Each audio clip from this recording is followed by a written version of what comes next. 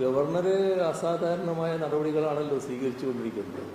ഗവർണർക്ക് ഏതെങ്കിലും ഗവർണർ ഈ ആളുകളുടെ നേരെ ചാടിക്കയറിയിട്ടുണ്ട്.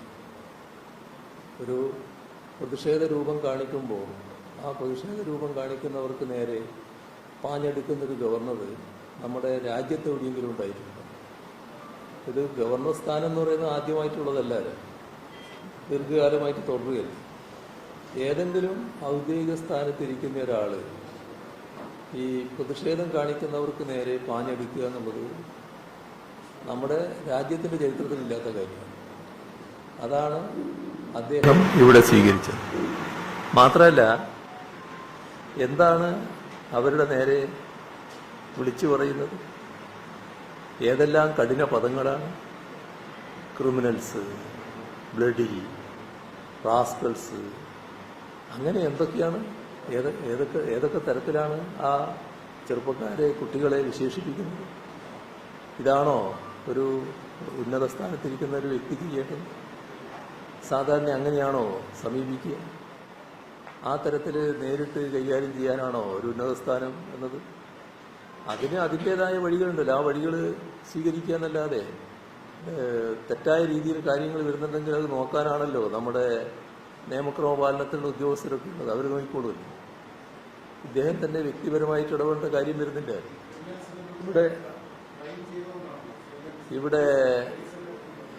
ഇവിടെ നമ്മുടെ സമൂഹത്തിൽ ഏതൊക്കെ തരത്തിലാണ് കാര്യങ്ങൾ പറഞ്ഞുകൊണ്ടിരിക്കുന്നത്? ഇപ്പോൾ എന്തും വിളിച്ചു പറയാവുന്ന മാനസികാവസ്ഥയിൽ അദ്ദേഹം എത്തുക, അത് ശരിയായ രീതിയാണ്. എങ്ങനെ എന്തും വിളിച്ചു പറയാവും ഒരു ഗവർണറായിരിക്കുന്നയാൾ? അതെവിടം വരെ എത്തി? വ്യക്തിപരമായി ആളുകളെ ആക്ഷേപിക്കുന്നതല്ല, മാത്രമല്ല ഒരു നാടിനെ തന്നെ ആക്ഷേപിച്ചുകൊണ്ട് വെടി കണ്ണു എന്ന് പറയുന്ന നിലയുണ്ടായിരുന്നു. അങ്ങനെ ഒരു നില സ്വീകരിക്കുന്നത് ഏതെങ്കിലും ഭരണാധികാരി അങ്ങനെ ചെയ്യും? സാധാരണ അങ്ങനെ ചെയ്യാൻ പാടില്ല. അപ്പോൾ ഇങ്ങനെയുള്ള ഒട്ടേറെ തെറ്റായ കാര്യങ്ങൾ അദ്ദേഹം അനുവർത്തിച്ചുകൊണ്ടിരിക്കുകയാണ്. ഇതിൽ കേന്ദ്ര ഗവൺമെൻറ് തന്നെ ശക്തമായി കാര്യങ്ങൾ പരിശോധിക്കേണ്ടതായിട്ടുണ്ട്. കേന്ദ്ര ഗവൺമെൻറ്റിൻ്റെ പ്രതിനിധിയായിട്ടാണ് ഗവർണർ ഇരിക്കുന്നത്. ഇത്തരം കാര്യങ്ങളിൽ ചില കേന്ദ്ര ഗവൺമെൻറ് വക്താക്കൾ ഗവർണറെ ന്യായീകരിക്കാൻ പുറപ്പെടുന്നതായിട്ട് കാണുന്നുണ്ട്. അത് അവരുമായിട്ട് കൂടി ആലോചിച്ചാണ് ഇത്തരം കാര്യങ്ങൾ നീക്കുന്നത് എന്നാണ് വ്യക്തമാക്കുന്നത്. അതല്ല നമ്മുടെ നാട്ടിൽ കേന്ദ്ര സംസ്ഥാന ബന്ധം കൂടുതൽ വഷളാവുക എന്നതല്ല ഉദ്ദേശമെങ്കിൽ ഇത്തരം സമീപനങ്ങൾ തിരുത്തിക്കാനുള്ള ഇടപെടൽ വേണം. ഇത് അങ്ങേയറ്റം പ്രകോപനപരമായി അന്തരീക്ഷം സൃഷ്ടിക്കുകയാണ്. ഒരു ഘട്ടത്തിൽ ഇവിടെ നേരത്തെ ഈ പ്രശ്നങ്ങളുടെ തുടക്കത്തിൽ പറഞ്ഞിരുന്നു കേരളത്തിൻ്റെ ശാന്തമായ അന്തരീക്ഷം. കേരളം ശാന്താണല്ലോ എല്ലാ അർത്ഥത്തിലും. നമ്മുടെ മറ്റു സംസ്ഥാനങ്ങളിൽ നിന്നൊക്കെ വ്യത്യസ്തമായി നല്ല ക്രമസമാധാനം നിലനിൽക്കുന്നു, വളരെ ശാന്തമായ അന്തരീക്ഷം നിലനിൽക്കുന്ന ഒരു സംസ്ഥാനമാണല്ലോ കേരളം. ആ സംസ്ഥാനത്തെ പൂർണ്ണമായി പ്രകോപിതമാക്കുക, വലിയ തോതിൽ പ്രശ്നം ഉണ്ടാക്കുക, ഒരു കലുഷിത അന്തരീക്ഷം ഉണ്ടാക്കുക, ഇതൊക്കെ അദ്ദേഹം ആഗ്രഹിക്കുന്നുണ്ട് എന്നാണ് തോന്നുന്നത്. അതുകൊണ്ടായിരിക്കാം ഇത്തരത്തിലുള്ള പ്രകോപനം സൃഷ്ടിക്കൽ, ബോധപൂർവം പ്രകോപനം സൃഷ്ടിക്കുകയാണ്. ഇതാണ് ഇതിന്റെ ഭാഗമായി നാം കാണുന്നത്.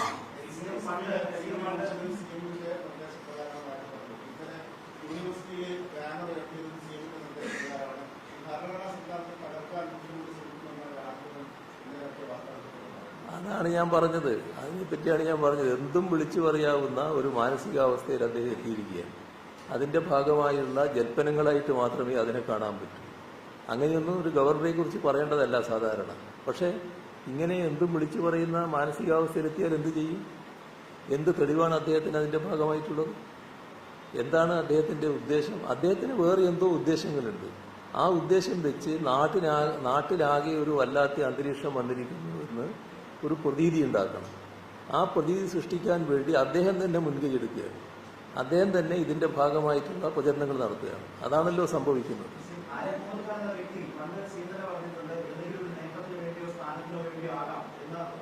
നിരീക്ഷണം പണ്ട് നടത്തിയിരുന്നു. ഇപ്പോൾ കാലാവധി കഴിയാൻ പോകുന്നു. എവിടെയെങ്കിലും ഒരു പുതിയ സ്പേസിന് വേണ്ടിയിട്ട് സ്ഥാനത്തിന് വേണ്ടി പക്ഷേ നമ്മൾ കാണേണ്ടത് ഈ ഇതുപോലൊരു വ്യക്തിയെ ആർക്കാ ഉൾക്കൊള്ളാൻ കഴിയുക?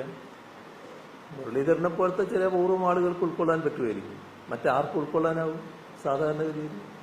ഇങ്ങനെയൊരു വ്യക്തി സാധാരണ നിലയെല്ലാം വിട്ട് പെരുമാറിക്കൊണ്ടിരിക്കുന്ന ഒരാള്, അദ്ദേഹം ഒരു അങ്ങേയറ്റം തെറ്റായ രീതിയിലാണല്ലോ കാര്യങ്ങൾ നീക്കിക്കൊണ്ടിരിക്കുന്നത്. തനിക്ക് സ്ഥാനമാനങ്ങൾ വേണമെന്ന് വിചാരിച്ച് തെറ്റായ മാർഗങ്ങൾ സ്വീകരിച്ചാൽ അത് പൂർണ്ണമായിട്ട് അംഗീകരിച്ചു പോകാൻ ആർക്കെങ്കിലും കഴിയും?